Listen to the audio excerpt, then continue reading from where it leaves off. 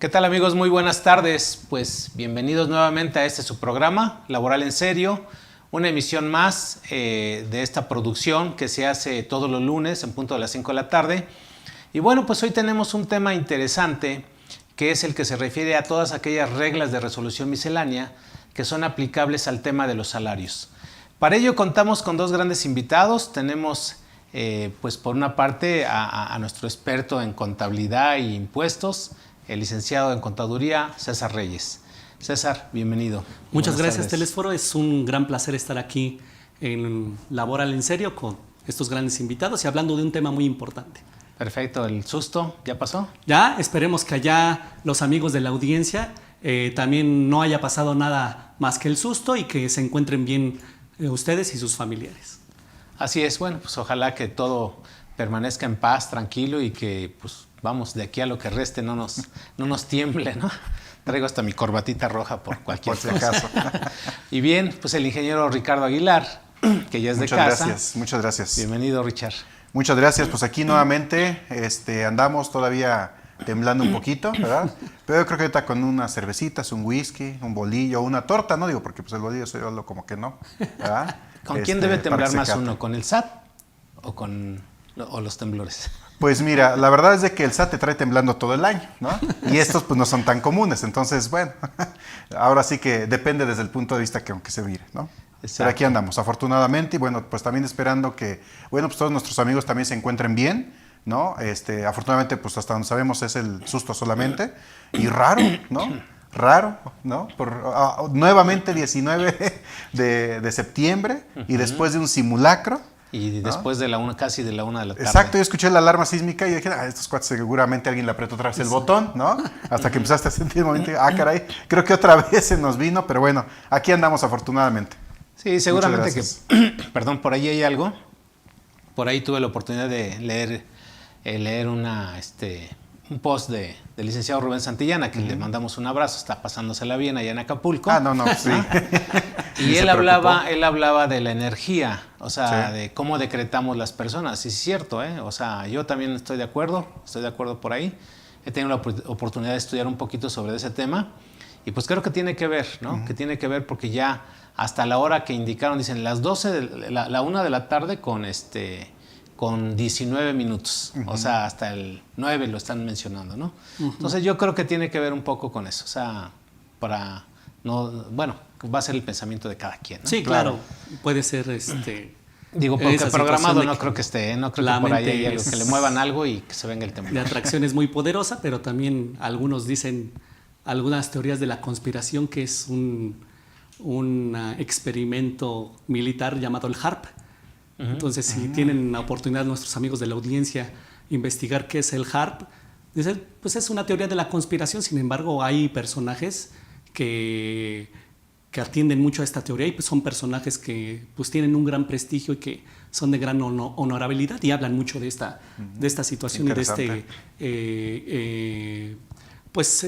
se puede decir que es un armamento militar que tiene Estados Unidos llamado el HARP, ¿no? Nada más lo dejamos ahí para que tengamos todo el contexto, ¿no? Todo el contexto, diferentes puntos de vista. Incluso algunos vecinos me decían, oye, ¿por qué no organizan un evento ahí en tu programa donde hablen de las energías, de la programación de las guerras, etcétera, ¿no? Sí, es un tema muy interesante. Es un tema muy interesante porque pues, realmente recordemos que pues, a lo largo de la historia de la humanidad, pues las guerras han existido y seguirán existiendo. Y para algunas personas, pues son beneficiarias no nada más económicamente, sino socialmente y territorialmente, ¿no? Entonces, sería muy importante ver por qué algunas guerras, como la guerra de los pasteles, ¿no? Se inician por alguna situación un poco chusca. Pues sí, vamos a por ahí proponerlo, ¿no? Sí, claro. Ojalá que tengamos. Y bueno, mientras hoy nos vamos a arrancar con este tema sobre las reglas.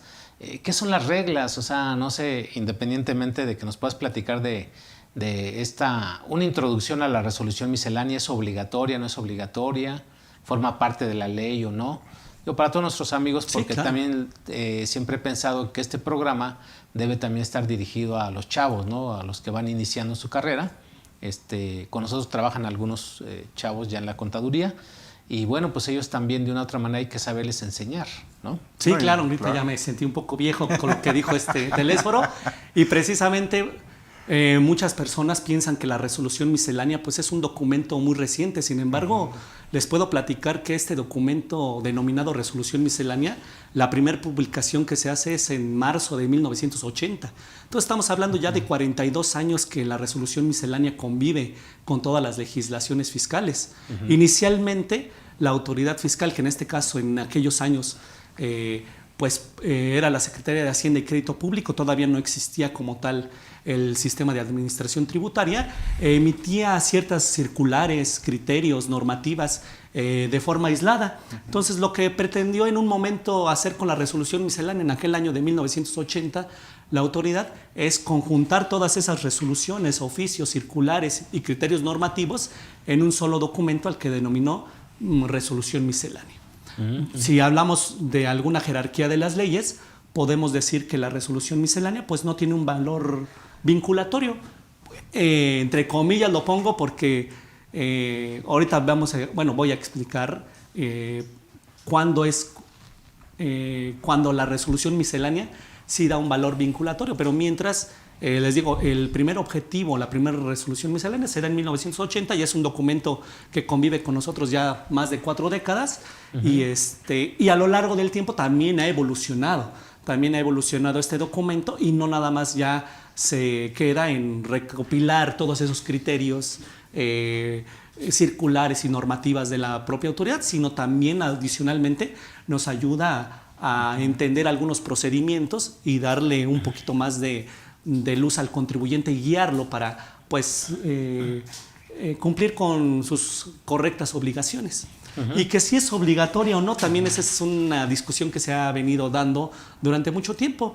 Aquí muchos dicen, es que la resolución miscelánea solo le da derechos a los contribuyentes. Sin embargo, podemos observar en algunas décadas que no precisamente es así, sino que existe una situación en la cual ellos llaman norma habilitante, donde esta norma habilitante no es más que en el proceso legislativo. Acuérdense que incluso la misma Corte ha mencionado que la resolución miscelánea, más bien las leyes fiscales, no son diccionarios, y que entonces se allega de esta resolución miscelánea para poder aclarar algunos procedimientos, y para esto dentro del proceso legislativo pues mete esta norma habilitante o cláusula habilitante, que no es más que en el mismo texto de la ley te remite expresamente a lo que mencionan las reglas de carácter general. Es ahí cuando ya se le da un carácter ya de obligatorio, cuando la misma ley te remite directamente a las reglas de carácter general. Es ahí donde se utiliza esta cláusula habilitante y podemos mencionar que ya se convierte de manera obligatoria. Y el más claro ejemplo lo tenemos en la expedición de un CFDI, que aquí Ricardo pues, es el experto, donde si bien debemos de tener casi una especialidad, ¿no? Sí. Ricardo, para poder expedir un CFDI, obviamente en el texto de la ley no es suficiente, y el mismo texto nos remite a lo que es el anexo 20, a reglas de resolución miscelánea, utilizando esta cláusula habilitante. Obviamente aquí también la autoridad ha abusado de esta cláusula habilitante, ¿no? Y vemos en algunos casos que la resolución miscelánea llega incluso hasta ir más allá de lo que dice la propia ley. Así es, son como las reglas del juego, ¿no? Realmente. Sí, exactamente. Sí, tiene, pues ahora sí que muchas características la resolución miscelánea. Yo en lo particular lo veo como la forma, no el fondo. ¿Por qué? Porque el fondo está en las leyes, ¿no? Así es. Y la forma, llámale prácticamente esos trámites, esos procedimientos y todo lo demás que regula la misma. El problema es que no sé por qué no se ha llegado a un consenso de decir, oye, vamos a incorporar todo en una sola normatividad, ya sea en las leyes, ya sea en o simplemente en la resolución miscelánea, porque a su vez de la resolución miscelánea se desprenden los anexos, ¿no? Así es. Ejemplo, hay varios anexos que tienen que ver con los trabajadores, ¿no? En la guía de trámites, por decirlo así, también es otro tema. Dices, oye, pues aquí a final de cuentas, para poderle saber bien a las nóminas o a los sueldos salarios, tienes que tener toda una especialidad, tienes que saber un buen... Y aparte, pues viene la guía del complemento, ¿no? Para la emisión del CFDI, que son como 113, 114 páginas. Entonces, o sea, toda la normatividad que tienes que ver, y muchas la sacan en esa guía también, la sacan de la ley, o sea, los fundamentos de la ley, e incluso lo sacan de la misma resolución miscelánea fiscal. Sí. Ya como imponiendo una obligación. Entonces digo, pues como que no debería ser así. Debería depurarse para dejar pues, prácticamente dentro del reglamento ciertos procedimientos, porque para eso está el reglamento también. Sí, claro. ¿no? Y creo que ya son pocas reglas, la verdad, las que están como para no incorporarlas dentro de un reglamento de la ley del impuesto sobre la renta, que es al que me refiero. Sí, ¿no? Como bien mencionaste, Lesboro, pues muchos de nuestro auditorio, pues quizá a lo mejor se case con la idea de que la resolución miscelánea es el documento donde vienen esas reglas y que están ordenadas por los diferentes o las diferentes contribuciones. Sin embargo, como bien comentas, también es muy importante, y creo que es lo más importante si es que debemos de ir o si queremos ir al fondo, que también la audiencia conozca que la resolución miscelánea tiene anexos y que esos anexos son muy importantes, y ahorita vamos a platicar de algunos de estos anexos, porque muchos de nuestra audiencia seguramente piensan que la resolución miscelánea es el conjunto de reglas que está en la publicación, y sin embargo, bueno, hay muchas, y aquí Ricardo nos podrá dar un poquito más, ampliar el tema, pues existen anexos donde incluso es necesario conocer más el anexo que la misma ley, ¿no? Sí, pero hay un anexo que casi los contadores no leemos, que es precisamente el anexo 20. El anexo. O el anexo 24. Que son las especificaciones por técnicas. Ejemplo. Así es. Sí, o el 24. Pero hablando en el tema ahorita de CFDI salarios. en el anexo 20. Sí, el anexo 20, que son las características técnicas de cómo se debe programar, vamos a llamarle así, un sistema para poder emitir esto de los comprobantes fiscales digitales, y entre ellos pues el del CFDI de nóminas, ¿no? Es correcto. Más pues ahorita a ver si nos platicas. Complemento, ¿no? Exacto. Correcto. Sí, porque la verdad es todo un rollo. Ya cuando empezamos a hablar incluso del tema de los viáticos, Así ¿no? es. De los préstamos que hacen las empresas, algunas a los trabajadores, ¿no? O descuentos a los salarios se timbran, o los anticipos de los salarios se timbran, Así ¿no? Etcétera. Entonces les vamos a invitar a todos nuestros amigos a que nos hagan sus preguntas de todas estas reglas de resolución. ¿Qué opinan? Si las conocen, si no las conocen. Aquí vamos a estar hablando de las que tienen que ver en este tema de, hasta cierto punto, facilidades administrativas, porque eso es lo que vamos a ver, César. Hay algunas que te dan facilidades administrativas y otras hablan de los procedimientos de los trámites. Entonces yo quisiera hablar también, quisiera comentar que en las reglas de resolución miscelánea te hablan desde que el contribuyente por primera vez se va a dar de alta, o sea, un trabajador se va a dar de alta, y hasta que fallece. Así es. Esto viene en las reglas, viene dentro del Código Fiscal ciertas obligaciones, ¿no? Como la de inscribirte al RFC. Esa es una obligación, el artículo 27, ha existido desde hace muchos años. Pero la otra parte está que yo no estoy de acuerdo, que te habla que los menores de edad, de 16 a 18 años, tienen un procedimiento, ¿sí? Y te ponen ciertos candados, cosa que no estoy de acuerdo. Porque un menor de edad es como cualquier otro contribuyente. Es más, para inscribirte al RFC te puedes inscribir desde el primer día de nacido, ¿no? Y desde el primer día de nacido, ¿a través de quién? De tu tutor o de tu representante legal. Ya una vez teniendo el acta de nacimiento, en ese momento puedes empezar a generar ingresos. Sí, no nos vayamos más allá de lo que dices, sino lo podemos ver en un claro ejemplo con aquellos niños que son, por ejemplo, artistas, cantantes, que pues obviamente no tienen una capacidad como tal de ejercicio y necesitan de un tutor, un representante legal, un padre, un tutor, para que pues de la mano pues ellos hagan la inscripción, ¿no?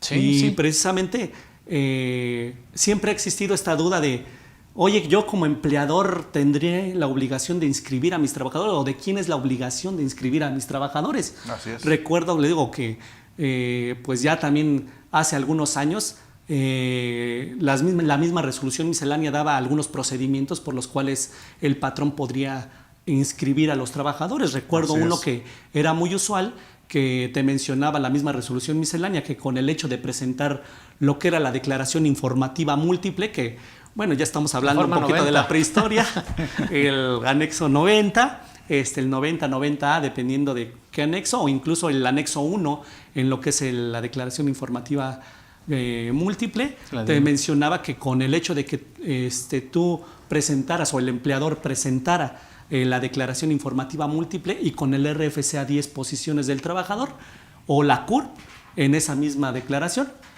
se daba por hecho de que se había inscrito el trabajador en el RFC, porque es una de las obligaciones, como menciona Telésforo, pues es una de las obligaciones del artículo 27 del Código Fiscal de la Federación, que el empleador tiene que inscribir a los trabajadores. Entonces decir, bueno, ¿cómo lo inscribo? Pues una de las opciones que nos daba anteriormente la resolución miscelánea es al momento de presentar tu declaración informativa múltiple, pone el RFC a 10 posiciones o en todo caso la CURP, y con eso ya das por solventada esa obligación. Ahora en esta resolución miscelánea que se publica el 27 de diciembre del año 2021, nos menciona, por ejemplo, la regla 246, que para que el empleador pueda inscribir a sus trabajadores en el RFC, pues lo tiene que hacer a través de, precisamente, y vámonos a los anexos, a través de la ficha de trámite contenida en el anexo 1A, que es prácticamente la ficha de trámite 40/CFF. Entonces, a través de esa ficha de trámite 40 CFF, que está en el anexo 1 de la resolución miscelánea, es como el empleador tiene que inscribir a sus trabajadores. Entonces, por eso es muy importante lo que mencionaba Teles, por conocer los anexos, porque ahí te da precisamente todas las fichas de trámite para poder hacer estos procedimientos, ¿no? ¿Qué es lo que debes de hacer, ¿no? Actualmente, pues, es así como un empleador pues tendría que inscribir a sus trabajadores. Bueno, aquí vale la pena aclarar que una cosa es la inscripción al Registro Federal de Contribuyentes, que es una obligación nada más del patrón, pero eso no cubre ese cumplimiento de la inscripción del trabajador para poder tener una constancia de situación fiscal, ¿no? O sea, ahí esto que estás comentando es súper interesante. ¿Por qué? Porque desde hace muchos años ha existido, ¿no?, la inscripción al RFC. A través, como decías tú, de ciertos formatos, ¿no?, que era la forma 90, luego también es la declaración informativa múltiple, pero antes también en el año 92, por ahí también a través de las AFORES, ¿no?, los bancos estaban facultados para también inscribir a los trabajadores al RFC. Con esos 10 dígitos, ellos te generaban el RFC y te lo ponían en sus estados de cuenta con base en las aportaciones que se iban haciendo, ¿no? Entonces, yo aquí en lo particular sí me gustaría, independientemente que incluso existe en la plataforma una opción, un módulo para poder inscribir a los trabajadores. Y eso incluso se hace a través de un archivo. La carga masiva, ¿no?, express. La carga masiva express. Entonces, eso existe y eso, pues vamos, hasta cierto punto lo pudieran hacer los patrones. Yo aquí, eso en lo particular, no lo recomendaría mucho. Yo recomendaría más que, así como nosotros en nuestros procedimientos para afiliar o contratar a un trabajador, pedirlo dentro de los requisitos, ¿no? Así como el acta de nacimiento y comprobante de domicilio y todo esto. Así es. Traigan esa inscripción, sí, ¿no? Porque muchas veces les pedimos ahí, porque mira, también lo mismo puede suceder con el número de seguro social. Se puede tramitar en línea el número de preafiliación que se le llama. Pero yo aquí lo que recomiendo es que el trabajador también se le eduque, ¿sí? Porque pues todo lo quiere hacer uno como contador. Que lo veo difícil. Eso no es tan popular. No, pero... Debería. Debería, porque es parte de la documentación, claro, que un trabajador debe de tener, además de tener la conciencia de sus obligaciones fiscales. Ahora, cuando hubo todo este rollo de la versión 4.0 y las empresas pedían a sus trabajadores que tramitaran su constancia de situación fiscal, ¿no?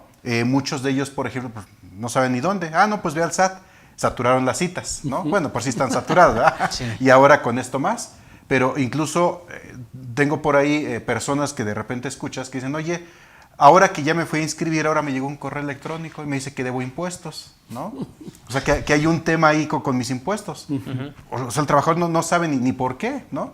Entonces, sí es un tema que, eso que comenta es que es muy cierto y debería ser parte ya. Es más, digo, a ver si no me escuchan aquí las autoridades fiscales, pero desde que naces te deberían de asignar tu RFC. Así es. Así como la CURP. Así como exacto. La CURP, ¿no? Ahí en tu acta de nacimiento, ahí vas a llevar esa información desde un principio. ¿Por qué? Porque es algo que irremediablemente tendrías, entre comillas, que llevar toda la vida, ¿no?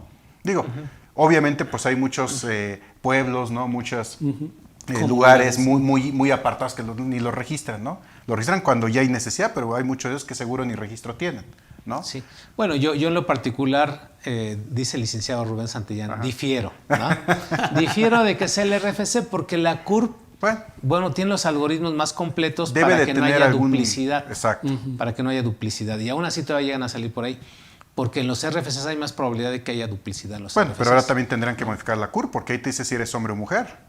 Sí. Entonces hay que modificar también el género, ¿estás de acuerdo? O sea, ya no sabemos, digo. Sí, pero son situaciones que deberían de tener ese registro, ¿no? Es buena la idea, yo me apoyaría porque incluso en materia de seguro social se propuso que sea la CURP la que sustituya al número de seguro social. Claro. Y pues, la verdad, sustituir también al RFC, la CURP sería nuestro Claro, ID, porque son muchos ID datos. de todos. Sí, siempre se ha tenido ese plan de tener un número de registro único, ¿no? En un momento se intentó con la CURP, pero pues hasta el momento pues no ha salido esta idea sí, no ha fructificado esto, ¿no? Pero sí sería un gran avance tener solamente un número de identificación. Imagínate para tu todos historia lados, clínica, tus contribuciones, o sea, todo está casado ahí, ¿no? Sí. Ahora, el gran problema es que ahorita hay muchos trabajadores que todavía no tramitan su constancia de situación fiscal. Ese es otro tema. Porque también los que en junio y julio se acercaron, como hubo la prórroga. Así es. O prórroga al 1 de enero, ¿no? Al 1 de enero del 2023 para que pues ya todos los trabajadores prácticamente tengan su constancia de situación fiscal. Yo me he mantenido en esa situación, que todos los trabajadores deben tener su constancia de situación fiscal. ¿Por qué? Porque con ese documento es como vamos a tener nosotros la seguridad de poder timbrar un CFDI NOMIS. La seguridad, ¿sí? No la posibilidad, sino la seguridad.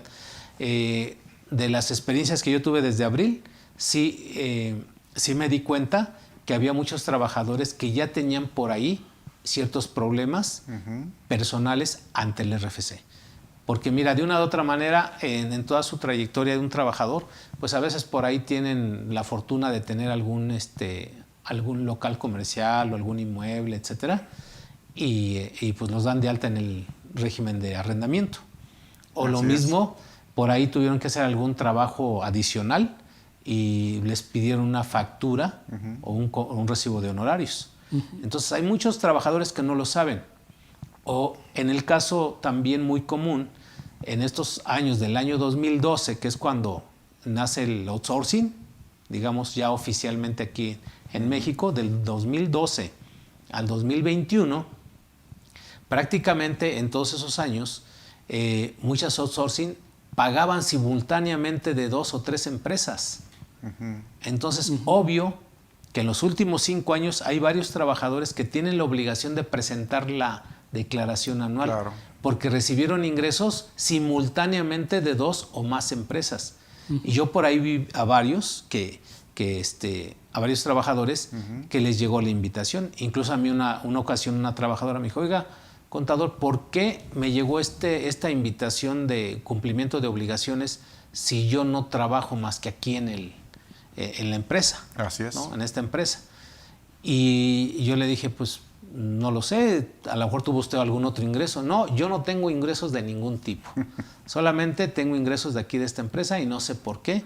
Me están requiriendo la declaración anual de tal año, 2018. ¿No? Ya cuando hicimos una investigación a su Registro Federal de Contribuyentes, pues ella tenía dada de alta otra obligación fiscal. ¿Sí? Entonces, derivado de esa otra obligación, que creo que la dieron de alta por honorarios asimilados, o sea, por ahí ya tenía la obligación de presentar la declaración anual, ¿no? Fíjate que hablando precisamente de contribuyentes que están obligados a presentar la declaración anual y hablando precisamente de puros salarios, hay una regla de resolución miscelánea que es la regla 3.17.11 que nos menciona quiénes quedan relevados precisamente de presentar la declaración anual, porque muchas veces obviamente el cálculo anual pues es por parte del patrón en algunas ocasiones, y decimos, bueno, yo no rebasé el límite establecido para poder o estar obligado a presentar la declaración anual, ¿estaré o no obligado a presentar la declaración anual? Entonces esta regla 317.11 nos menciona quiénes están relevados a presentar la declaración anual. Básicamente nos menciona, para efectos nada más del tema que estamos viendo de salarios, que si tú tienes ingresos únicamente por salarios, estarías relevado a presentar la declaración anual, y si el patrón adicionalmente emite un comprobante digital por esos pagos que te está haciendo. En esos casos, si nada más tienes únicamente ingresos por salarios y el patrón emite un comprobante digital por esos pagos realizados, estarías tú relevado de presentar la declaración anual. Y menciona también la misma regla que el hecho de que tú estés en estos supuestos no limita a que tú puedas presentar tu declaración anual. Claro. Porque ¿No muchas importa veces el monto? No importa el monto. Obviamente, pues si rebasas el monto, pues ya estarías, o en algunos supuestos que serían tener 2 o más empleadores, tener ingresos de otro capítulo, tener ingresos por más de 400,000 pesos, etcétera, etcétera, pues ya estarías obligado. Sí. Si no estás en esos supuestos, conforme a esta regla de resolución miscelánea, estarías relevado. Pero eso no impide que tú puedas presentar tu declaración anual. ¿Por qué? Porque a lo mejor el trabajador pues tiene algunas deducciones personales, como pueden ser los gastos médicos, algunos seguros de gastos médicos, intereses hipotecarios, que son los más comunes que pudiera tener un trabajador, y que al presentar su declaración anual pues le provocaría un saldo a favor. Entonces en estos casos podría él presentar la declaración anual, pero mientras esta regla te releva de presentar una declaración anual. Así es. Sí, entonces las reglas pues prácticamente se refieren a varios temas, ¿no? Hay una de ellas que es una facilidad hasta cierto punto, que es para poder emitir los comprobantes días después de que se haya hecho el pago, ¿no? Así es. Que se haya hecho el pago. Eso tú ¿cómo lo ves? O sea, yo la verdad he estado en contra de eso un poquito, pero no sé, ¿tú cómo lo ves, esa facilidad que te dan en días? Sí, mira, hablando precisamente del número de reglas, la regla 275.1, que te menciona que te da plazos adicionales de acuerdo al monto de trabajadores que tú tengas. Por ejemplo, aquí la tabla nos menciona que si tú tienes de 1 a 50 trabajadores, tienes 3 días hábiles posteriores al cierre del mes para poderlo timbrar. De 51 a 100 tendrías 5, de 101 a 300 tendrías 7, de 301 a 500 tendrías 9 días y más de 500 tendrías 11 días. Mira, aquí sí yo creo que es una facilidad que pueden tomar muchas sociedades, porque pues a veces las nóminas pueden ser mensuales o pueden ser quincenales, pero no siempre son por esos periodos. Se dificulta un poco con las nóminas semanales, que muchas veces se traslapan entre periodos. Entonces, en una parte pues es esa facilidad que te pudiera dar esta regla, y en otra pues ya saben que los sistemas informáticos, y aquí no nos dejará mentir nuestro amigo Ricardo, pues pueden ser un poquito pues traicioneros, y puede ser que no te falle el internet, no está la plataforma actualizada, o muchas cuestiones que a lo mejor Ricardo puede ampliar, situaciones por las cuales al contribuyente se le impida o se vea impedido de poder timbrar los comprobantes o emitir el comprobante exactamente en el periodo que corresponde. Entonces, a mí esta regla de resolución miscelánea pues la veo pues que es una facilidad que los contribuyentes y nuestra audiencia pues tiene que tomar en cuenta, precisamente para pues en el caso de que sus sistemas informáticos llegaran a fallar, pues tomen en cuenta este plazo adicional. Así es. ¿Qué dices? Como pues buen mexicano, dejarlo al final. Exacto. Mira, la verdad es de que hay que verlo desde varios puntos de vista. Operativamente hablando, desde hace ya varios meses hemos venido arrastrando varios problemitas en cuanto al tema de timbrado cada quincena, pero sobre todo a final de mes, ¿sí? Nos ha pasado con muchos clientes que de repente les empieza a mandar errores, no pueden timbrar, ¿no? Intentan, y no es un sistema de una marca en particular, ¿no? O sea, lo que pasa es que los servidores se saturan. Eso es algo bien común, sobre todo a finales de mes, que todo el mundo quiere meter una factura, todo el mundo está timbrando recibos de nómina, etcétera. Entonces, Estas facilidades no están mal, si bien no están mal, también hay un punto negativo, sobre todo cuando es a final de mes. ¿Qué es lo que pasa?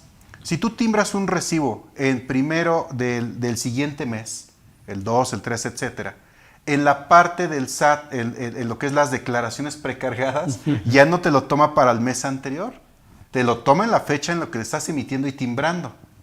Ese es un pequeño detalle en la parte operativa, que ahí no se menciona, por supuesto, ¿no? Entonces, aquí yo lo que les digo a los clientes, hay que tener cuidado con eso, porque sí me ha pasado que luego tienen este tipo de problemitas y nos llaman, oye, es que ¿cómo le hago? Pues es que no puedo timbrar, ¿no? Algunas de las características y opciones que les hemos comentado en algunas ocasiones es, tú no te preocupes, ya es fin de mes, relájate, vete a tomar un cafecito, ¿no? Una cervecita, unas alitas, ¿verdad? Disfrútatelas y mañana lo timbras. Oye, pero va a salir con fecha de mañana. Bueno, te tengo una solución. Antes de timbrar, retrasa un día la fecha de tu sistema. Oye, ¿pero eso funciona? Claro que sí. Yo lo he hecho. Mañosito. No. Tienes hasta máximo 48 horas para timbrar un comprobante, ¿sí? Después de su emisión. Es decir, yo pude haber generado un comprobante, por ejemplo, el día 30 o 31 del mes anterior, ¿no? Pero no lo pude timbrar. El archivo XML se generó, pero no se timbró. Llego mañana y lo timbro. ¿Qué pasa? El archivo XML ya tiene una fecha de generación. Y recordemos que en el XML viene una fecha de generación y otra de timbrado. Entonces, ¿qué haces? Bueno, a lo mejor sacas un poquito ventaja de eso. Llegó el primero, le cambio a mi sistema por el 31 del mes anterior, por ejemplo, y lo timbro. Va a haber dos fechas. Fecha de emisión 31, ejemplo, ¿no? De agosto, por decir un ejemplo, ¿no? Y fecha de timbrado el 1 de septiembre. ¿Cuál es la que toma el SAT para el tema de las declaraciones? La de emisión, no la de timbrado. ¿Sí? Entonces, son algunas cuestiones que de repente pues hacemos, ¿no? Tomamos un poquito de ventaja en cuestiones, porque la resolución lo dice, ¿no? Claro. Eso no es de que estemos jugando al vivo, no es de que sea malo, pues no, eso está en resolución también, ¿no? Sí. Que es el periodo de timbrado de un CFDI y tienes 48 horas después de su emisión para timbrarlo, ¿no? Entonces la fecha de emisión es la que toma el SAT. Y atendiendo también esto, porque es muy fácil también decir, no, la fecha es el 31, si lo emitiste ya lo debes de timbrar. Bueno, pues ponme un buen sistema, ¿no? No te satures tus servidores porque, oye, pues no puedo, ¿no? Claro. Muchos a lo mejor dicen, oye, me meto directamente al portal del SAT. Sí, tímbrate 400 trabajadores en el portal del SAT, a ver cómo te va, ¿no? Y en último día de mes, ¿no? O sea... Sí necesita los 11 días hábiles. Sí, claro, o sea, entiendo que está esa facilidad y no suena mala la idea, pero lamentablemente en la operación no es tan simple, ¿sí? Hay varios factores que de repente se contraponen. Por eso a todos nuestros amigos, bueno, pues les hacemos este tipo de tips, ¿no? Les damos estos tips para que pues también no se estresen, ¿no? Porque a veces están intentando timbrar y así llevan un buen rato hasta de repente por ahí ya pasa, ya, ¿no? Se sienten liberados. Sí. Pero de repente no. Entonces hay ciertas facilidades que podemos aplicar en nuestro día a día. Claro, siempre y cuando pues tu sistema te lo permita, ¿verdad? Porque hay sistemas que no permiten retrasar la hora. ¿Sí? Pero ese es un problema del sistema, no es que no se pueda, es un problema del sistema. Yo he retrasado la fecha incluso en el portal del SAT. En el portal del SAT yo me he metido y le pongo fecha de emisión y le pongo 2 días antes. Lo guardo, lo genero, lo timbra sin problema. Así de simple, ¿no?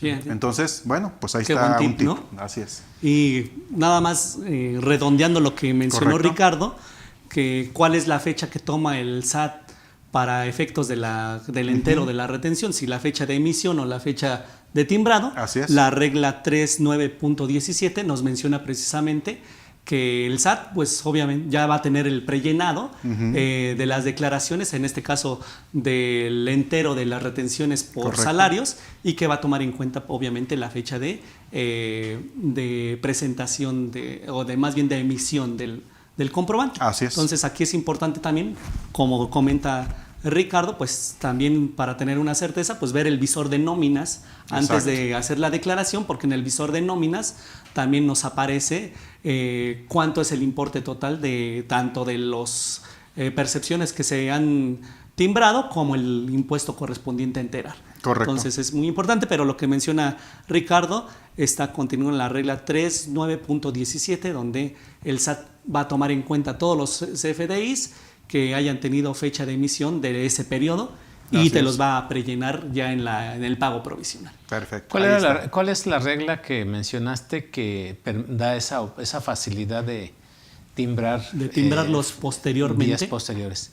Esto lo comento, que es importante, porque también trae ahí sí trae un beneficio, ¿no?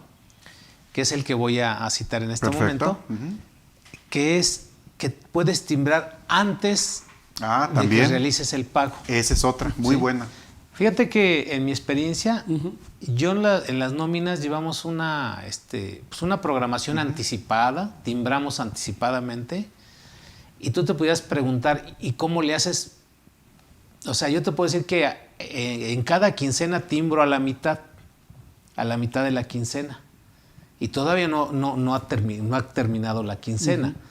Y a lo mejor va a decir, oye, pues estás mal, porque ¿qué pasa si falta una persona en la siguiente semana? Tú ya timbraste toda la quincena, vamos, del primero, en este caso del 16 al 30 de septiembre. Yo les quiero decir que en vivo, he timbrado, ahorita por decir, las nóminas yo las timbré el día 8 de septiembre de todo el mes. ¿Sí? Las nóminas, en este caso de nuestra empresa, las timbro en el mes de septiembre, el día 8, todo el mes, quincena 1 y quincena 2. Entonces ustedes pueden decir, no, pero pues ¿cómo si todavía no conoces las incidencias que pudiera haber? Bueno, ya se timbraron. Llega el momento y se pagan antes del día 15, el día 12 se paga la nómina, ¿no? El otro, el día 25, se paga la nómina. ¿Qué es lo que se hace ahí? Bueno, pues cuando se tienen algunas incidencias, las pasamos para el mes de octubre. Vamos a empezar con una falta. Digo, la falta ya se dio. ¿Qué pasaría? Digo, una es cancelar el recibo de nómina para volverlo a retimbrar, ¿no? Y es todo un relajo, ¿no? Si ya está timbrado y ya lo pagaste, ya déjalo así. Simplemente esa falta, ahora descuéntasela en el mes de octubre, ¿no?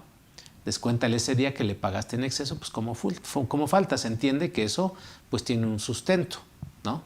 Le descuenta su día de ausentismo y por eso está incluso en el mismo complemento de la guía del llenado, está contemplado los descuentos a las inasistencias, etcétera. Aquí se les descuenta directamente un día, ¿no? Un día para no también estar metiéndolo como una deducción. O sea, en lugar de trabajar 15, trabajaste 14. Oye, pero ¿por qué me descontaste? Porque de la quincena pasada te pagué un día de más, ¿no? Y te estoy descontando ahorita algo que no procedía, ¿no? Entonces, de esa manera, es como se timbran. Afortunadamente son nóminas planas. En muchas empresas hay nóminas planas. Entonces, esa es la recomendación, ¿no?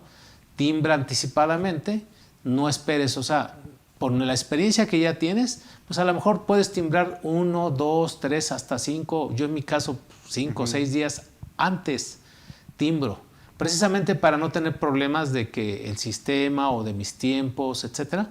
Y la verdad, hasta ahorita ha funcionado muy bien. En algunas empresas que nosotros también les administramos su nómina, también como son nóminas planas, sí llegan a tener incidencias, incluso incapacidades. Digo, de una u otra forma evaluamos, pero normalmente lo que hacemos es esto. Claro. ¿No? Sí. Porque esa regla de resolución miscelánea me permite. Hay un contador que me hizo caso y en enero timbró toda la nómina del año. ¿Sí? Timbró 2 quincenas de enero, 2 de febrero y así, todo el año. Y eso, pues, obvio que el SAT pues quería cobrar la retención. Ese es el problema. El SAT no es el sistema, no es la contabilidad, no es la empresa. Claro. ¿Por qué? Porque yo siempre me he remontado hace años atrás y les decía, vamos a pensar que la secretaria no tenía trabajo. Oye, ponte a hacer todos los recibos de las nóminas de todo el año, anticipadamente. Ya compramos el bloccito, el papel calca y se ponía a hacerlas, ¿no? O las iba haciendo, antes se hacía así, porque no ibas a hacer la nómina el mero día, o sea, ya tenían prácticamente llenada la nómina y ya nada más faltaban los días, ponerle ahí los días. los de mi generación, ¿no? Que se llenaban a mano. Luego entonces, hoy en día, por eso me refiero que esa regla, pues me vino a dar esa facilidad de poderlos timbrar con anticipación. Sí, que ahí se darían algunos supuestos también, porque ¿qué pasa si tú, pensando todo el año, que creo que el periodo es muy largo, yo, por ejemplo, me voy más al mes, creo que eso sería muy, muy factible, incluso a lo mejor timbrarlos con, por ejemplo, ¿no? 3 días de anticipación, está muy bien.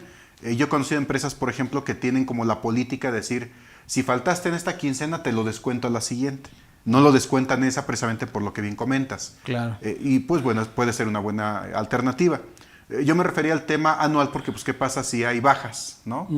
Se va el trabajador o lo tienes que dar de baja por alguna situación, pues tendrías que cancelar el resto de los recibos, ¿no? Así es, así digo, si a lo mejor es una empresa pues muy estable, donde pues rara vez se va la gente, pues bueno, yo creo que es una buena facilidad, ¿no? También esa que mencionas. Sí, porque el tema es el SAT, ¿no? Lo mismo pasa con esas incidencias, deducciones, pero también lo contrario, con esas comisiones que le debes al trabajador y que no se las has podido pagar. O sea, en cualquier momento se las puedes pagar y no tienes que regresarte alguno de los meses y decir, bueno, cancélame el recibo y le voy a pagar y hazme el asiento complementario de contabilidad y que se saque el cheque adicional, ¿no? Te digo, no sé si ahí pudiera ser que por a lo mejor diferir un poco esta situación pudiera tener algunas consecuencias en algún laudo o incluso hasta con el mismo Seguro Social, que luego en sus revisiones te piden, a ver, dame las nóminas, cuántos días laboró aquí. Si obviamente trasladas una inasistencia de un periodo a otro, quizá a lo mejor ahí en alguna revisión del Seguro Social pudiera considerar cuotas de un periodo a otro, o incluso a lo mejor en algún laudo pudiera ser, oye, ¿por qué le estás considerando una falta en un periodo que no la ha tenido? Digo, no sé. No, si se ha analizado, incluso mira, donde te puede llegar a afectar es en la cuestión de la PTU, ¿no? Que no lo metas en un año y que lo pases a otro año, vamos, puede llamarlo así. Porque la inasistencia la tuvo, haz de cuenta, el día 28 de diciembre y la pasaste para enero del siguiente año. Entonces le dejarías de pagar un día de PTU a esa persona. Para el cálculo, ¿no? ¿Sí? Obvio que también tienes que tener tus controles para manejar cada ley en su lugar, ¿no? Yo siempre he dicho, la ley del Seguro Social nunca la mezcles, nunca con la ley del trabajo. Aunque tenga un vínculo, aunque tenga una referencia, ejemplo, el tema de los riesgos de trabajo o de las mismas inasistencias, ¿no? Nunca mezcles una cosa con otra. Y asimismo también la ley del impuesto a la renta. Claro, en la ley del impuesto a la renta tú ya lo pagaste. ¿Causaste el impuesto? ¿Lo retuviste? Sí. ¿Ya lo enteraste? Sí. No vas a tener problemas. Incluso fíjate que esto que hablas del visor, yo he sido un poquito así como, pues, renuente a decir no lo utilicen. No chequen el visor de nóminas. No es importante. Lo más importante es tu sistema de nóminas y los cálculos que tú haces y el entero que tú haces. Porque si tú estás bien, digo, a mí me ha tocado que varias personas, oiga, licenciado, es que ahí en el visor de nóminas me está dando una información y no coincide con mi contabilidad. Pues ni te preocupes. ¿Está bien tu contabilidad? ¿Están bien tus nóminas? Sí, no te preocupes. Y es que es chistoso porque recordemos que el visor de nóminas se alimenta de la misma información que está el contribuyente. Entonces, si ese es el caso que me mencionas, yo estaría hablando de una falla en un control interno, porque te digo, el visor de nóminas está alimentado, no se alimenta por datos que inventa el SAT, sino dicen, yo estos datos te los arrojo de la misma información que tú me mandas.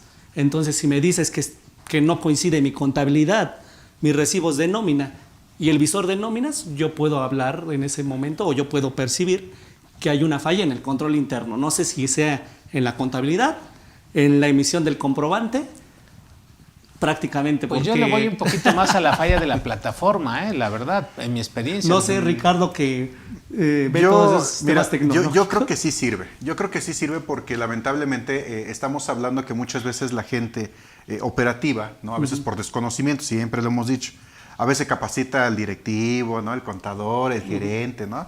Y al que está ahí talachándole diario, nomás ni lo manda a cursos, ¿no? Y lamentablemente a veces ellos cometen el error, a lo mejor timbro 2 veces, timbro a lo mejor un recibo, y luego se me pasó cancelarlo por alguna situación, o porque también ha pasado, a veces lo quiero cancelar y el sistema también tiene intermitencia y no puedo cancelar.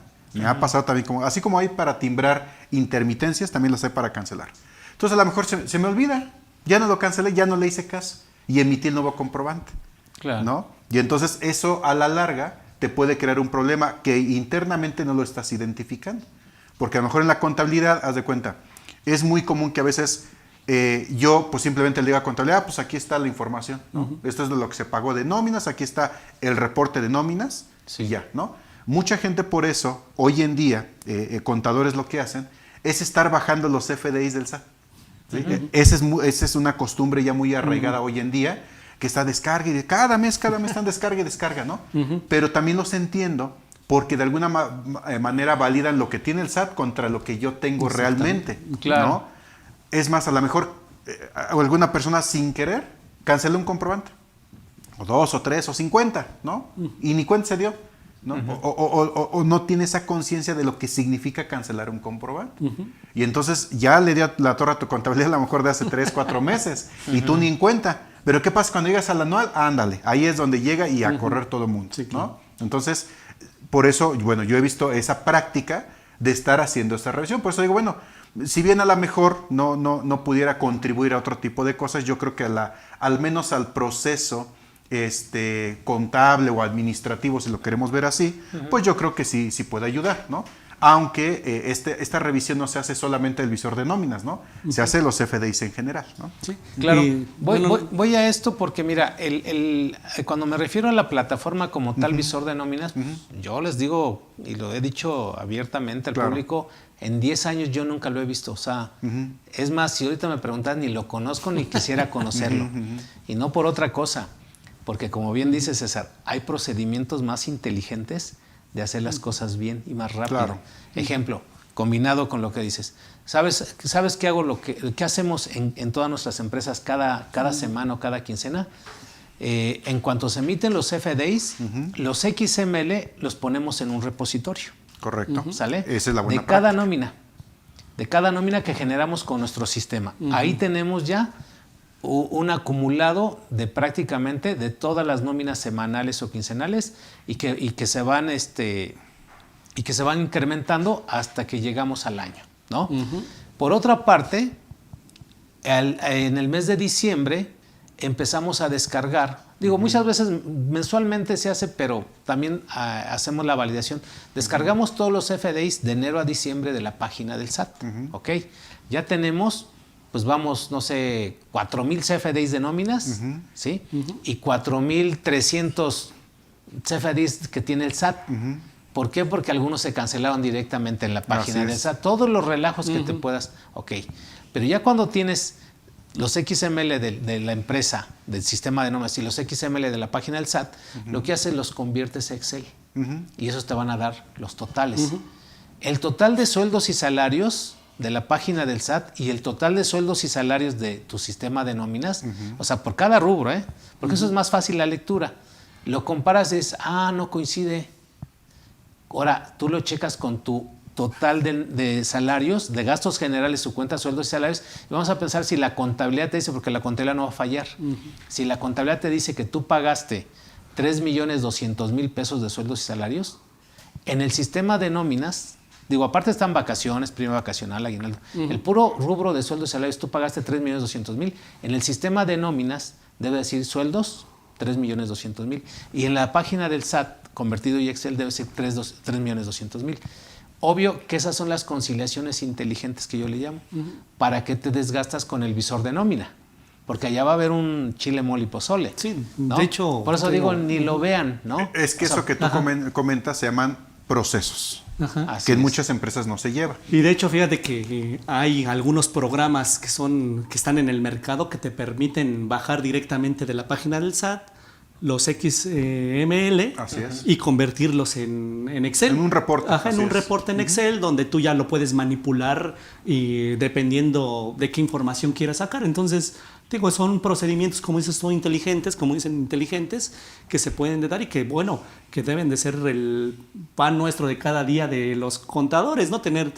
Hay software en el mercado que te bajan o hacen ese proceso de bajar todos los esa XML conversión que le llamamos. y los convierte a un Excel Y obviamente ya en Excel pues es mucho más manipulable la información. Sí. Lo checas esto que tienes con el SAT, si te cuadra, contabilidad, sistema de nóminas, si quieres todavía este reporte en Excel y posterior el visor de nóminas, pues ya tendrías amarrado ahí todo, ¿no? Ya no habría cuestión de... Sí, claro, por eso te digo, el problema es que el visor lo ocupan muchas personas que como no hacen sus procesos de conciliación o no saben cómo hacer los procesos de conciliación, dicen pues por seguridad quiero ver qué información tiene el SAT para ver dónde ando mal, ¿no? Exacto. Y te pones a conciliar con algo que efectivamente no lo dudo que hoy en día ya el visor de nóminas ya jala la información de lo que tú timbraste, y si tú timbraste X comprobantes y alguno de ellos está cancelado y no se canceló, pues vas a tener esa diferencia con respecto de la contabilidad, ¿no? Que claro, que aquí, bueno, yo creo que el idóneo es la descarga de los FDIs en el portal del SAT, claro, en vez del visor, porque incluso te da, digamos que un panorama general. Pero bueno, todo partimos de lo que bien comentaste. Si tenemos ese cuidado, en algunas empresas hemos implementado este tipo de procedimientos, donde, por ejemplo, les decimos, a ver, ¿quién puede cancelar los FDIs? No, pues quien sea, ¿no? Pues está mal. Para empezar, estás mal. Tienes que establecer un procedimiento para que alguien se haga responsable de quién puede y quién no puede. Y eso, pues en cualquier sistema le das los permisos y ya. Y eso te va a evitar muchos dolores de cabeza, ¿no? Hacer una revisión de los FDIs, tú siempre lo has comentado, ¿no? Emites tus primeros FDIs de nómina, haces una revisión, las validaciones de nómina que luego hacemos, ¿no? Las que haces tú. Ese trabajo es súper importante. Una validación inicial, de ahí, mira, rápido, ¿no? Ya no tienes que estar valida cada quincena a ver qué timbró y qué no timbró y perdiendo tiempo en eso, ¿no? Claro. Porque generalmente pues vas a hacer una repetición de lo que ya está validado, a menos que hubiera algo diferente posteriormente, ¿no? Sí. Pero lo que es importante para el tema, y nada más de nóminas, ya no nos metemos con todo lo demás, solamente para el tema de nóminas. Sí, nada más para redondear, la regla que mencionábamos, donde da plazos adicionales, es la regla 2.75.1. ¿no? Y también 2 punto ¿qué? 2.7.5.1. Así es, y también de esa facilidad de timbrar anticipadamente, ¿no? Exacto. Ahí pues nada más tener cuidado que cuando timbras anticipadamente sea dentro del mes y que hayas pagado en el mes para que cuadre con lo del SAT. Exacto, ¿no? exacto. Evitarse ahí temas, ¿no? de modificación. Muy bien. Así es. Pues mira, vamos a ahorita atender de una vez nuestras preguntas, porque hay bastantes. Entonces, no sé si... Sí, Federico Reyes nos dice, licenciados y contadores, buenas tardes. ¿Habrá anexos de la resolución miscelánea fiscal que se publican por completo en cada ejercicio? ¿Y habrá otros que solo se publican las modificaciones o adiciones a los anexos? Como ejemplo, el anexo 6 que trae el catálogo de actividades. Bueno, aquí es nada más una mención que nos hace Federico Reyes. Efectivamente, hay algunos anexos que se publican en la resolución inicial, se publican completos y posteriormente pues van haciéndose modificaciones a los mismos. Hasta el momento, lo que es la resolución miscelánea para el 2022, publicada el 27 de diciembre del 2021, hasta el momento lleva 7 modificaciones. La última modificación todavía no está publicada en el Diario Oficial de la Federación, todavía la podemos ver en su forma anticipada en la página del SAT, pero hasta el momento esa resolución del 27 de diciembre del 2021 lleva 7 modificaciones. Correcto. ¿No? Okay. Muy bien. Federico Reyes, ¿qué finalidad o función tienen las reglas de resolución miscelánea? Bueno, como habíamos mencionado, las reglas de resolución miscelánea tienen como finalidad aclarar algunos procedimientos y darle algunas facilidades administrativas al contribuyente, ¿no? Ya vimos que en algunos casos puede ser que haya algunas obligaciones por esta situación de la cláusula habilitante, ¿no? Entonces, su finalidad expresamente es darle armas o herramientas al contribuyente para la mayor facilidad en la determinación de contribuciones o procedimientos. Correcto. Muy bien. Hay otra, Antonio Piña, dice, buenas tardes a todos. Lo de la constancia de situación fiscal, también les he comentado a los trabajadores que es una forma de vigilar que no les salga otro patrón que ni al caso, ¿sí? Puede ser. Han salido personas con patrones en otras entidades federativas que le están timbrando recibos de nómina y no laboran en esa empresa. Recomiendo denunciar en el SAT o acudir a Prodecon. Así es. Pues sí. Bueno, de hecho, aquí tenemos una regla de resolución miscelánea también que es precisamente la conciliación que nos da oportunidad ahorita la mencionamos, es precisamente cuando sucede esta situación donde tú ves que te expiden comprobantes que no corresponden al trabajador con el que tú estás teniendo una relación laboral. La regla de resolución miscelánea 2.7.1.45 nos menciona que en estos casos, cuando tú detectas que hay algunos comprobantes que te han emitido y que no reconoces a la persona a quien te los emitió, el SAT puede servir de conciliación para poder pues solventar esta situación, ¿no? Esa es la regla 2.7.1.45. Es donde precisamente puedes solventar esta situación que se da en muchos casos, ¿no? Y grave, ¿no? Cuando ves tu repositorio, claro, resulta que hay lleno de CFDIs, ¿no? de empleadores que ni siquiera conoces, ¿no? Claro. Entonces puedes utilizar esta regla para que el mismo SAT sea el que concilie con aquellas personas que han emitido estos comprobantes y vean por qué lo emitieron y en su caso cancelarlos, ¿no? Sí, fíjate que yo se lo dejaría esa carga de trabajo al SAT, ¿no? Sucedió no nada más con los trabajadores, sucede en las empresas. Cuando te llega un CFDI a tu nombre de compra de algo, ¿no? Sí. No sé, 20,000, 30,000 y dices, esta operación no la hice yo. Claro. ¿No? Entonces simplemente ese no lo consideres. Sí, claro. No es un comprobante fiscal deducible, ¿sí? Entonces, por lo tanto, digamos, a nosotros cuando nos llegaba a suceder eso, pues ¿para qué ponernos a investigar en qué ciudad se emitió, de quién fue, hablar con ellos, oye, ¿por qué emitiste? O sea, pues imagínate entre tantos comprobantes el tiempo que destinaríamos a alguien que estaba haciendo la travesura o simplemente se equivocó, claro, ¿no? Entonces, simplemente esos tipos de comprobantes van para afuera. Nada más reconoce y contabiliza los que tenemos un contrato celebrado, ¿no? O los que tenemos ese producto recibido, prestación de servicio también efectivamente llevado a cabo, ¿no? Claro. Entonces, ¿qué sucedería en este caso de esas outsourcing o esas empresas que están timbrando? Pues es muy sencillo. Tú tienes un estado de cuenta bancario como trabajador, ahí te depositan tu semana, tu quincena, claro, tu nómina. Coincide con tus CFDIs.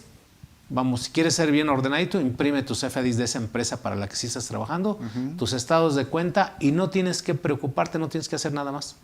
Oye, pero es que yo veo que en la constancia de situación fiscal hay otros patrones o en el repositorio del SAT, ahí hay muchos CFDIs de nóminas, pues no puedes hacer nada.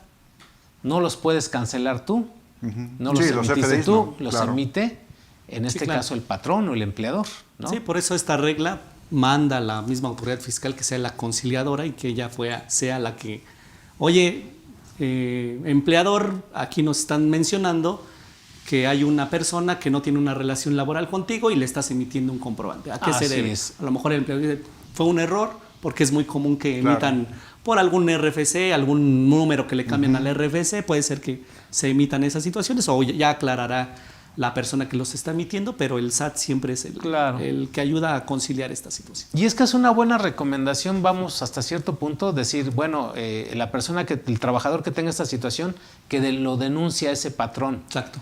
Pero tú no sabes quién es. Exacto. Bueno, y luego... Lo puedes ver por los CFDIs, pero necesitaría ser como, digo, si yo soy empleado, ¿no? Trabajo en una empresa, a lo mejor soy el que atiende el mostrador, ¿no? Digo, difícilmente voy a tener a lo mejor revisar los CFDIs. Pero los CFDIs nada más traen el RFC, pues, no traen el nombre. Algunos nada más traen el RFC. ¿Cómo le haces para denunciarlo? No, y además cuando lo denuncias en el portal, te pide un montón de cosas, de datos, ¿no? Claro. Y dices, ¿y esto dónde lo saco? Y esto no, pues ya mejor. Sí. Ya, ¿para qué le muevo, no? Un CFDI de nóminas, solamente la versión 3.3, algunos traen el RFC y el código postal de los datos del emisor.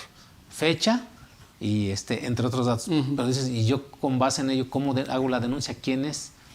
Y lo peor del caso es que luego te asesoren mal o vayas al SAT y que te digan, no, mire, usted tiene que presentar un caso de aclaración o un aviso de baja. O sea, es meterte en problemas, algo que no... O te asesoran mal, ¿no? O te asesoran mal. Mire, presente un aviso de alta o de aumento de obligaciones para que ya una vez hagan, o sea, o sea, te pueden confundir.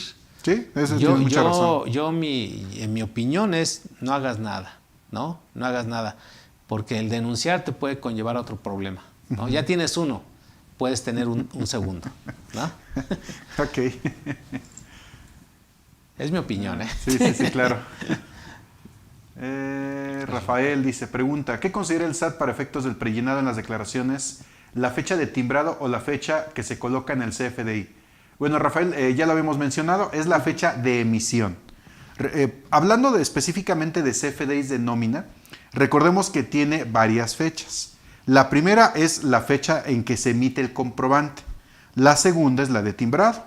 Y la tercera es la fecha en que se está pagando, ¿no? También viene una fecha del periodo de la nómina, ¿sí? Vienen varias fechas ahí. Pero aquí la que considera el SAT es la fecha de emisión del comprobante. Independientemente con que lo timbre hoy o lo timbre mañana, por ejemplo, ¿sí? Se toma la fecha de emisión, ¿no? Sí. Perdón, aquí hago un comentario. Fíjate que a mí me pasó en el mes anterior, o 2 meses, que haz de cuenta que el último día del mes timbramos un recibo de un trabajador, de una persona que tiene ingresos que se asimilan a sueldos y salarios. Y lo timbramos el día 30, ponle tú el 30 de junio. Pero se pagó el 2 de julio, ¿no? Entonces ahí es importante que nuestros amigos sepan que en la página del SAT, obvio que cuando se emitió y se timbró, fue en el mes de junio. Claro. Entonces ahí la retención aparentemente me la quería cobrar el SAT en el mes de junio. Claro. Pero la ley del impuesto a la renta te dice el artículo 99 en qué momento se debe causar y pagar el impuesto. Y el momento es en el momento del pago, que fue el 2 de julio. Luego entonces, conclusión, nosotros en el mes de junio tuvimos que poner ahí, manipular el sistema para ponerle, o sea, retenido tenía un impuesto. Sí. ¿Cuánto considera la impuesta que retuvo? X cantidad mucho menor. Y en el mes de julio venía un poco menos de retención y ahí le aumentamos la retención de ese comprobante fiscal digital que no consideramos en junio. Entonces, a lo que voy, en un visor de nóminas y todo lo que tú quieras en la plataforma y al rato el SAT va a decir, oye, me debes el impuesto de un CFDI que emitiste en el mes de junio. Sí, correcto. Que eso es muy común. Y me va a decir que en el mes de julio tengo saldo a favor, que tengo que solicitar la devolución o hacer la compensación. O sea, quien crea el problema es la autoridad. Porque esto está permitido, por eso hacía referencia a esa regla que me hiciste favor de leer. Sí, y está la ley también. O sea, ¿a qué voy? Si yo estoy haciendo las cosas bien, ¿para qué le hago caso a un visor, ¿no? O a la misma plataforma? Digo, sí hay que estar conciliando, pero yo siempre he dicho, lo que tú hagas, mientras estés bien capacitado y hagas las cosas bien, no debes tener ni problemas ni dudas de que te va a llegar la autoridad y pues haz caso omiso. O sea, si la misma autoridad te dice, oye, tienes diferencias en el mes de junio y en el mes de julio, no, pues está bien. Digo, esto lo comento porque llega a través del buzón tributario ese tipo de información, ¿no? Para decirte, oye, te invito a que te corrijas. ¿Pero qué te vas a corregir? Sí, en estos casos pues, sí estaría yo de acuerdo que la autoridad toma como referencia para el visor de nóminas la fecha del periodo. Pero como bien mencionas, la contribución se causa y se entera en el momento en que se paga. Y puede haber muchas situaciones en las cuales, más en las nóminas que son semanales, ¿no? Así es. Donde se traslapa, emito el comprobante, sin embargo yo lo pago en un mes posterior, sin embargo el comprobante como periodo, tiene a lo mejor el periodo del mes de junio, pero yo lo pagué en el mes de julio, la retención la entero en el mes de julio, pero el SAT como tiene, acuérdense que son algoritmos, ¿no? Así es. Entonces tiene como regla, si no está este dato o si está este dato, tómalo para tal periodo. Entonces obviamente vamos a tener, si tú checas el visor de nóminas, vas a tener en un periodo que le debes y en otro periodo que él te debe, ¿no? Claro. Al final de cuentas, cuando tú ya haces tu declaración anual, en el listado o en el prellenado, pues como más, menos, tienes una diferencia de 0, ¿no? Claro. Sí, no, pero incluso ahí te va diciendo cuánto retuviste y cuánto enteraste y cosas de esas, ¿no? Sí. Ese es el gran problema. Aquí, termina esto con un escrito de aclaración diciéndole a la autoridad que en términos de la ley del impuesto a la renta, ¿no? Estás pagando y estás enterando, tal, en el mes de julio, ¿no? Y no así en la fecha en que se emitió el comprobante, toda vez de que no se pagó, pues a lo contrario, sí, claro. ¿no? Pero fíjate a todo lo que te conlleva. Claro. Entonces hay que tener cuidado. Decían en una empresa caso similar, vamos a pagarlo mejor en el mes de junio. Vamos a quedar bien con el SAT. Le digo, oye, pero es que no pagas, o sea, nada más emitiste el comprobante, pero no lo pagaste. Al rato, digo, a final de cuentas es deducible, por supuesto, porque está dentro del mismo ejercicio, ¿no? Pero esa empresa, ese contador tomó esa decisión, fíjate, para quedar bien con el SAT, mejor vamos a enterarlo en el mes de junio, y en julio, cuando ya se pagó, lo manejamos como acreedores diversos, ¿no? Registramos el recibo de nóminas. Lo llevamos contra las retenciones y contra acreedores diversos. Y ya nada más en el mes de julio cancelamos acreedores con abonabancos, pero lo enteramos en el mes de junio, perdón, como retenido pagado, enterar en el mes de julio. Oye, ¿y no sería aplicar la de las cantinas? A ver, emitiendo y pagando. Pues o sea, digo, para evitarse el tema de los periodos, ¿no? Sí, claro. Es que, ¿sabes qué pasa? Que también yo lo que he notado es que mucha gente se ha mecanizado. O sea, ya no están pensando en las leyes. Están pensando cuándo lo pueden hacer, cuándo sí, cuándo no, o cuándo el sistema me lo permite. Caso muy específico es que mucha gente, por ejemplo, adquiere un sistema de nóminas, ¿no? Y ya da de alta a sus trabajadores, se pueden a timbrar. Quincenal, ya, ¿no? Entonces, y después les preguntamos, oye, ¿tienes X diferencia? Es que así me lo está dando el sistema, ¿no? Y bueno, es que el sistema necesita una configuración, ¿no? Para saber qué es lo que va a calcular, hasta qué punto, actualizar las tablas, actualizar los temas de impuestos, etcétera. O sea, no es nada más de que me meto y ya lo que me dé el sistema. O sea, y eso que comentabas, digo, la verdad es que tiene mucho de cierto. O sea, sí, pero cuando pasa A, puedo meter una aclaración y puedo hacer varias cosas. Hay otros procedimientos fuera solamente de emitir y revisar, ¿no? Claro. Timbro y reviso. Está mal, cancelo y vuelvo a emitir, ¿no? Y ya. Pero es muy mecanizado, ¿no? Pero bueno, está bien. Vamos. Siguiente. Adelante. Creo que no has leído. Bueno, si Gerardo Rojas. Y así vamos. Gerardo Rojas, buenas tardes, contadores. Si un trabajador su jornada es nocturna y su ingreso es a las 9 de la noche, dice 9 p.m. del día, a 9 de la noche del día 15 de septiembre, y su salida es a las 4:30 del día 16 de septiembre, ¿se paga como día festivo o no? Eso está bien fácil. Permítame aclarar. Adelante. Me gusta este tema. La Ley Federal del Trabajo, ahí viene, ahí se comprenden 3 jornadas. La diurna, la matutina, la vespertina y la nocturna, ¿no? O la mixta que le llamamos. Pero casualmente la matutina empieza a las 6 de la mañana. ¿Sí? Okay. Yo siempre les he comentado, oye, ¿por qué pusieron ese horario a las 6 de la mañana? Porque es la jornada inicial del día. Por lo tanto, si aquí esta persona empezó a trabajar en la noche el 15 de septiembre y salió a las 4:30, ¿sí? de la mañana, no entra como día festivo. ¿Sí? No entra como día festivo. Porque no llegó a las 6. Sí, todo esto tiene un antecedente. ¿Por qué? Porque esto de la prima dominical, por llamarla así, que es algo parecido, dicen, es con el objeto de que el trabajador disfrute a su familia. Y obvio que no la va a disfrutar a los hijos a las 4:30 de la mañana, a las 1 de la mañana. O sea, bueno, tienes todo un horario, tienes todo un horario completo de las 6 de la mañana a las 8 de la noche, que esa es la jornada inicial, vamos a llamarla así, la de las 6 de la mañana. Por lo tanto, digo, con ese antecedente yo lo comento, jurídicamente sí está sustentado. Entonces, si una persona empieza a trabajar el día 16 de septiembre a cualquier hora, a ellos sí se les considera que es día festivo porque dejaron de hacer ciertas actividades o ya no aprovecharon el día 16 como tal de descanso, ¿no? Okay. Entonces, la respuesta sería que no se paga como día festivo esta persona que entró en la noche el día 15, ¿no? Y salió en la madrugada, por decirlo así. ¿Sí? O sea, ahí tendría que hacer que rebasar las 6 de la mañana del día siguiente para que se considerara. Sí, a lo mejor una persona que entró a las 2 de la mañana y salió a las 8 o 9 de la mañana, ¿no? Okay. Porque ya está tomando horario de la jornada inicial. Y se toma completo el día, por así decirlo. No, la parte proporcional a las horas que sobran. Así es, la parte proporcional. Digo, Porque si nos vamos a fondo es por unidad de tiempo. Claro. ¿No? ¿Cuántas horas trabajaste de tal jornada y cuáles fue de la otra jornada inicial? O sea, tendríamos que meternos a fondo. Claro. Y la ley, ahí dice el artículo 17 de la Ley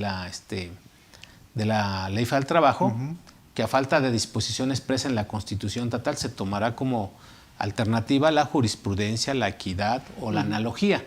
Y por eso pongo esto de la prima dominical, porque hay personas que tienen el caso que entran los sábados y salen en la madrugada. Exacto. Y andan peleando la prima dominical. Obvio que no les va a corresponder, ¿sí? Pero todo aquel trabajador que inició en cualquier horario de la jornada diurna, ¿no? O matutina, de las 6 a las 8, les corresponde en automático prima dominical. Y ahora te voy a platicar la concepción religiosa de la prima dominical. Okay. Obviamente, en la Ley Federal del Trabajo te dice, por cada 6 días trabajados tienes derecho a un día de descanso. Dicen, ¿por qué precisamente se menciona que debe de ser primordialmente el día domingo? Porque el día domingo, por lo regular, en las concepciones religiosas, era el día que se dedicaba a hacerle culto a Dios, a Jesús, a quien habían creado. Entonces, por eso, acuérdense que la Ley Federal del Trabajo, pues, de 1917, bueno, la Constitución de 1917 y la Ley Federal del Trabajo de 1943, pues obviamente, pues, quienes intervinieron en su realización, pues son personas altamente religiosas, y por eso la concepción religiosa de que se tenga por regla general que el día de descanso sea el domingo es por eso, porque el día domingo pues es el día que se le da. Y si tú vas a trabajar el día domingo, pues tienes que... Otro día, ¿no? Tienes derecho a esa compensación. Tienes que sacar para el diezmo. Exactamente, ¿no? Por no asistir a la iglesia, ¿no? Esa es la concepción religiosa. Ahora entiendo por qué me decías que fuera misa. Está bien. Así es. Muy bien, gracias. Bien, Roberto Peralta Velázquez. Roberto Peralta Velázquez dice, ¿qué tal, mi estimado Telésforo, César y Ricardo? Al elaborar una nómina extraordinaria como la del aguinaldo, finiquito, liquidación, PTU, ¿qué periodo se le anota y qué número de días se le colocan? Yo estaría en el entendido que si es por ejemplo, en aguinaldo, finiquito, liquidación, pues es un periodo, tendríamos que poner un periodo de otra periodicidad, ¿no? Es lo que se porque no hay un periodo como tal. No hay un periodo como tal que se maneja en los conceptos que es mensual, quincenal. Hay otro que dice otra periodicidad. Así es. Entonces debería de colocar eso. Y ahora, ¿qué números de días se anotan, no? Obviamente en aguinaldo pues se anotan los días que corresponden, ¿no? De acuerdo al cálculo que se le hace conforme a los días que trabajó en el año. Pues en el finiquito pues lo mismo, ¿no?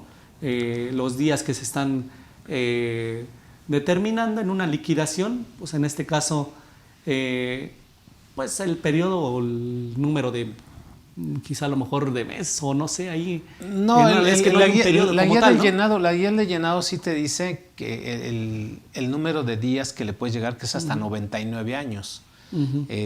Porque acordémonos que en un finiquito, una liquidación, nadie va a llegar así, con todo respeto, hasta 99 años, pero es el número máximo que maneja un sistema de nóminas. Así es. En días.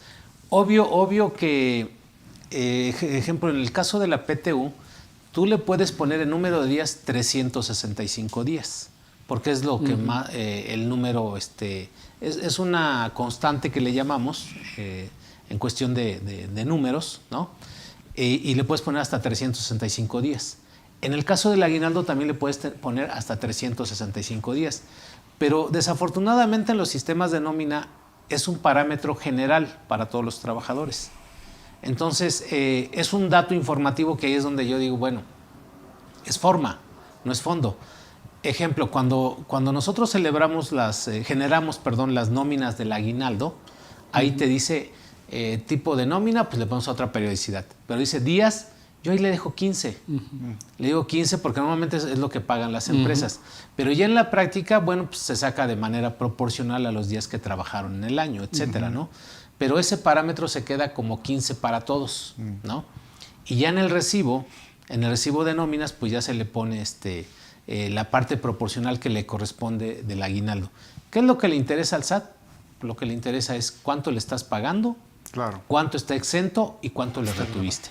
Créeme que si le pusiste 15 o 365, no sirve. O sea, no es un dato fiscalizador, vamos a llamarle así. Entonces, la respuesta es ponle 15 o ponle 365 en el aguinaldo. En la PTU, pues ahí no hay un límite, ¿verdad? Ahí se recomienda que le pongas 365. Pero ya en el caso de las liquidaciones también, ahí es otro problema, porque te digo, es un dato genérico y no puedes estarlo manipulando. Donde se manipula es en el recibo como tal, en el CFDI, de cuántos días le corresponden de prima de antigüedad o cuántos de indemnización constitucional, ¿no? Los de los 20 días por año. Entonces, si tu sistema te permite, ahí sí de manera individual, cuántos días le pagaste de aguinaldo, pónselo, ¿no? Entonces, yo creo que todavía le falta, que no me escuche la autoridad como bien dices, que todavía faltan campos a la guía del llenado y al anexo 20 para que te permitan que por cada trabajador se tiene que poner el número de días que corresponden a este tipo de prestaciones, un aguinaldo, una PTU o el mismo finiquito y liquidación, porque en la práctica no se puede poner para todos los trabajadores el mismo número, ¿no? Imagínate que le pones 365 días y entró a laborar el día 1 de noviembre. No, pues no. Y sin embargo le vas a poner 300. Que hablando de una lógica, 365 son los que le corresponden a esa persona que laboró, en función de eso, un ejemplo, una PTU o el aguinaldo. Pero ya de manera proporcional vía cálculos, pues ya le das la parte proporcional, ¿no? Pero de entrada dices, el aguinaldo es anual. Así es. Entonces ponle 365 días, ¿no? Yo por eso en la práctica sí le pongo 15 días nada más. O sea, que lo que marca la ley, ¿no? Y tratándose de PTU sí le pongo 365 días. ¿Sale? Y bueno, hablando de la resolución miscelánea, una de las reglas muy importantes en cuestiones de salarios y que mucha gente pregunta es precisamente la regla 3.12.2. ¿Por qué? Porque en esta regla nos menciona que debemos de hacer... recordemos que el artículo 96 de la Ley del Impuesto sobre la Renta te menciona que el cálculo para la retención de salarios debe de ser mensual. O sea, no hay otro más que la periodicidad para el cálculo debe de ser mensual. El cálculo debe de ser mensual. Sin embargo, hay personas que pagan con otro tipo de periodo, que puede ser quincenal, decenal, semanal, catorcenal, incluso también mensual. Entonces, como mencionaba también Ricardo hace un momento, en sus sistemas de nómina, pues obviamente hay algunos parámetros y debes de colocar ciertas tarifas de acuerdo al número o al periodo que tú estás pagando, ya sea decenal, semanal, quincenal, etcétera, etcétera. Pero el cálculo en la ley es mensual. Sin embargo, esta regla 3.12.2 nos menciona que tú tienes, en el caso de que hagas pagos por periodos diferentes al mensual, que es el que marca el artículo 96, puedes tomar las tarifas contenidas en el anexo 8 de la resolución miscelánea. Entonces, por eso, como hacía mención Telésforo en un principio, es importante conocer los anexos de la resolución miscelánea, porque muchas veces los utilizamos en la práctica o constantemente, pero no sabemos de dónde salen. Si ustedes son de esas personas que tienen sus sistemas de nóminas y tienen que cargar los parámetros, que en este caso son las tarifas del impuesto, pues las tarifas las podrían encontrar en el anexo 8 de la resolución miscelánea. El fundamento legal para utilizar este tipo de tarifas que no son al periodo mensual, que es como marca la ley del impuesto sobre la renta, la encuentran en esta regla que es la 3.12.2, donde ya en el anexo 8, si ustedes ven, pues ahí tenemos tarifas incluso diarias, decenales, semanales, catorcenales, quincenales y las mensuales, ¿no? Entonces es necesario. Y además, adicionalmente, catorcenales no hay quincenales. O sea, hay la diaria, semanal, decenal, quincenal y mensual, ¿no? Y algo bien importante, qué bueno que lo citas, pero independientemente que utilicen las tarifas y la tabla del subsidio semanal, se tiene que hacer un ajuste mensual. Exacto. Es otra cosa que muchos no consideran. De hecho, por eso salen esas diferencias. Porque me ha tocado que hay quien aplica la tarifa semanal todo el año. Sí.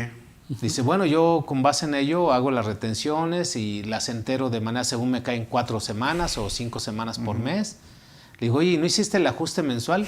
No. Bueno, vas a tener saldo a favor. El trabajador a veces le debe, ¿no? Más bien. Le digo, vas a tener saldo a favor y mucho, sí, por no haber hecho el corte. Y es obligación, porque el mismo artículo 96, en combinación con el artículo 10, ¿no? O sea, te dicen que tienes que hacer un ajuste mensual. Y todos los sistemas están programados para ello. Sí, es correcto. La cosa es que sepan cómo hacerlo, ¿no? Sí, entonces, o dónde hacerlo. Es muy importante que ubiquen este anexo 8 y yo creo que más el próximo año, porque recordemos que estas tarifas se van actualizando conforme los índices inflacionarios. Entonces, ahora que hemos tenido una gran inflación, pues yo creo que no es del todo desconocido para los que nos dedicamos a esto, que en la próxima actualización a este anexo 8 vengan las actualizaciones ya incorporando la inflación de este año a estas tarifas. Pero eso nos beneficia, ¿no? Sí, beneficiaría al trabajador porque aumentan los rangos, ¿no? Aumentarían los rangos, sí. Y entonces a lo mejor ya tendrías un impuesto de menos, ¿no? Pero es importante que lo tengan en la mira. Sí, ¿no? O sea, nos beneficia en esa parte, pero nos perjudica en todo lo demás. Bueno, nos ha venido perjudicando. Y bueno, y aparte, pues espérate la recesión que inicia en diciembre, ¿no? Porque ya hubo crisis, ¿no? Antes del 2019. Sí. Ya hubo inflación 2019, 2020, 2021 y lo que llevamos. Y ahora viene la recesión. Es otro tema, vamos a invitar. No, y el ajuste de las tarifas del IMSS también, ¿no? Del Seguro también, Social, sí. Es otro tema también. Sí, no, aunado a la recesión, digo, ya cuando hablamos de esa palabra. Y hasta tembló otra vez. Me dicen el otro día los expertos, pues la recesión va a durar 2 años. Les dejo de tarea que estoy en qué recesión. No los quiero preocupar. Hay otra regla muy importante, resolución miscelánea, que se refiere a la entrega del CFDI, del XML. O sea, así es. PDF o XML, ¿qué es lo correcto? El XML, que es precisamente el comprobante digital.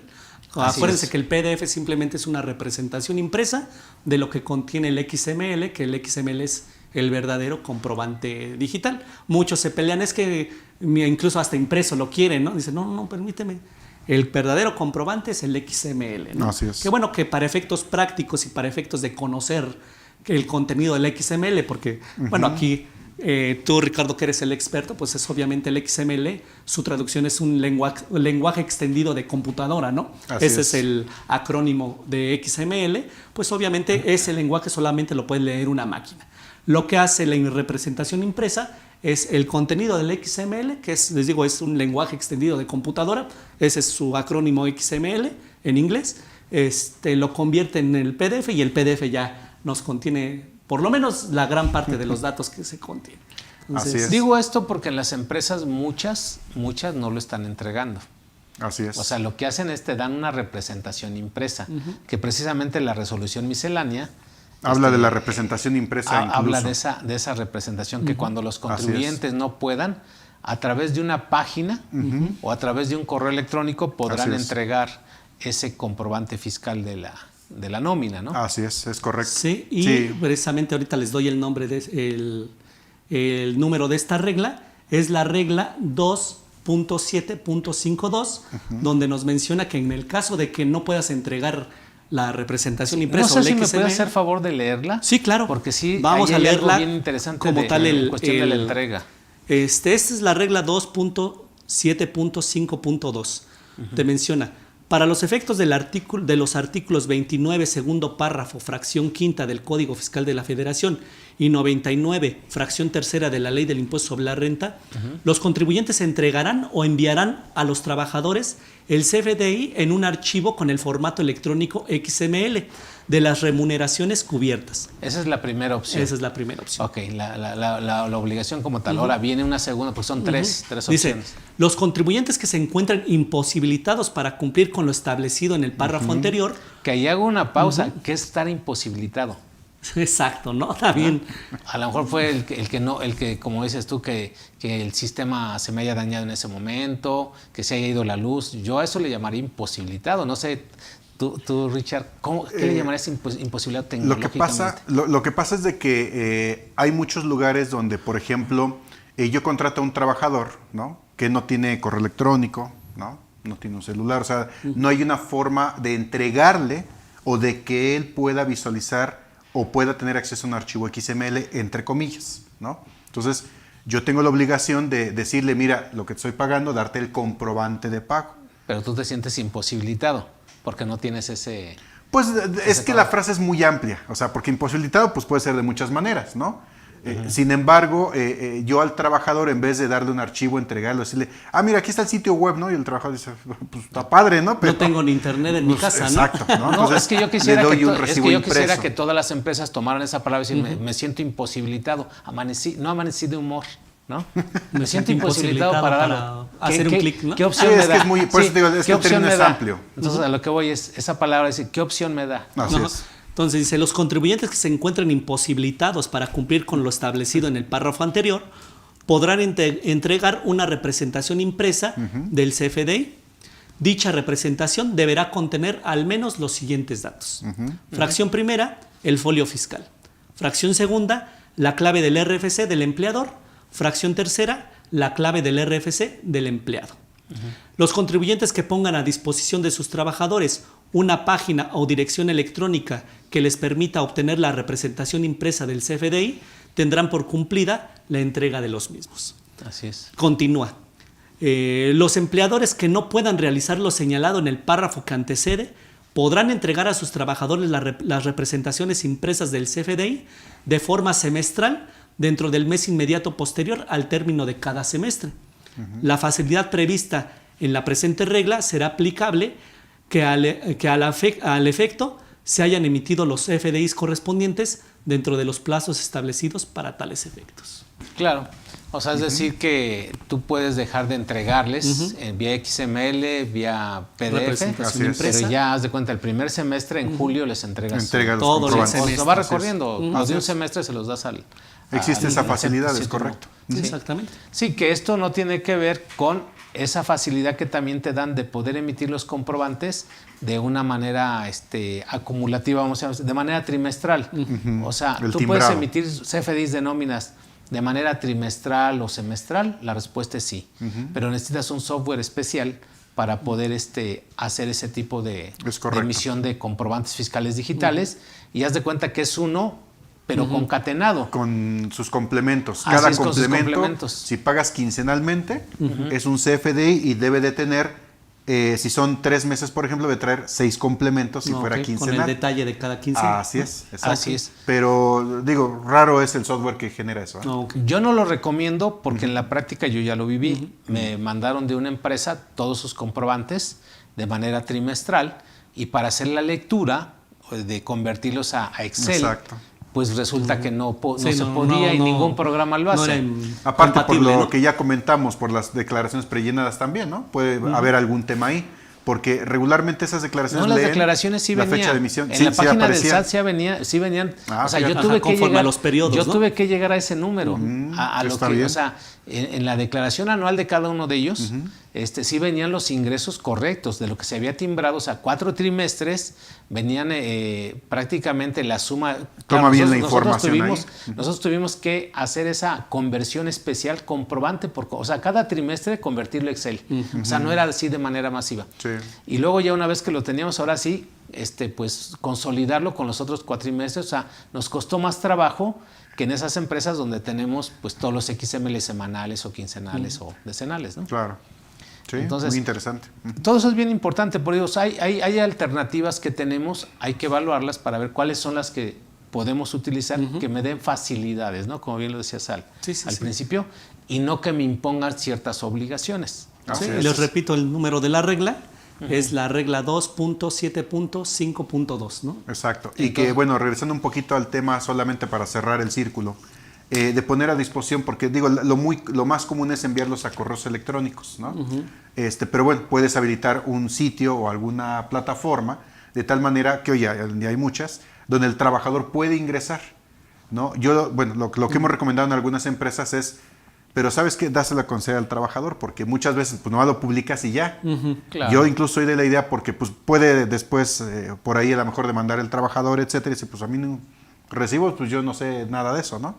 O sea, incluso a veces recomendamos, pues mira, en una hojita, pues nada más que te la firmen y le pones ahí, mira, a partir de tal fecha puedo visualizar, ¿no? En esta plataforma, aquí está mi usuario y mi contraseña, y mi firma, para darme por enterado. Sobre todo también. en empresas gubernamentales te dan tu ID y con tu ID ingresas y el RFC, esa combinación, entras a la plataforma donde puedes tener ahí Así es. checar toda tu historial, tus comprobantes de nómina, etcétera, ¿no? Sí, y que por ejemplo los comprobantes de gobierno tienen campos adicionales a los tradicionales de una empresa, ¿no? Claro. Perfecto, pues hemos llegado a este final. ¿Ya tan rápido? ¿No era hasta las 8? A mí me dijeron que era hasta las 8. Yo ya venía preparado. Bueno, ahorita vamos a seguir. Cancelé mis citas y, ¿sabes? Bueno, ahorita te dejamos aquí. Con un celular te estamos grabando. Muy bien, César, muchas gracias. Como siempre, y Richard, muchísimas gracias por la invitación. Vamos, gracias por la invitación. Por su Estuvo muy amena su aportación. La plática. Todavía quedaron algunas situaciones en las cuales podríamos platicar. Porque es un tema que da todavía bastante, ¿no? Sí, vienen más situaciones. Yo creo que por ahí los voy a invitar porque sí es importante, sobre todo en esto del CFDI 4.0, que la verdad ya como que se nos olvidó, ¿no? Ya en diciembre se vuelven a recordar. Sí, en diciembre otra vez. Vuelven otra vez los cursos. El 28 y el 29 de diciembre. Sí, mira, se viene ¿qué es la sexta ola? La influenza. Y las filas virtuales del SAT. Eso es lo que va a haber en diciembre, segurísimo, ¿no? Entonces, y el SAT ya va a estar de vacaciones, ¿no? Así es. No, ahí no salen, pero de todos modos, bueno, sí, es cierto. Sí salen, pero es entonces, que no salen. Va a estar bien complicado. Entonces, yo creo que desde ahorita hay que ver la manera hay que ver, cómo, otra vez retomar el tema. Así es. Yo ya prácticamente en todas las empresas que manejamos, ya todos están timbrando con la versión 4.0, nóminas, ¿no? Precisamente porque ya desde el mes pasado dijeron, oiga, contador, ya nos están agarrando las prisas y pues sí, definitivamente tuvimos que ahí apoyarles, ¿no? Sí. Y bueno, pues tú eres el experto aquí en donde también les puedes brindar ese servicio, ¿no? Pues con mucho gusto que nos busquen aquí en CADEF y con mucho gusto ahí estamos, al pie del cañón. Perfecto, pues gracias. No, al contrario. Amigos, muchas pues, gracias. Es un placer haber estado nuevamente. Nos vemos el próximo lunes. Cuídense mucho.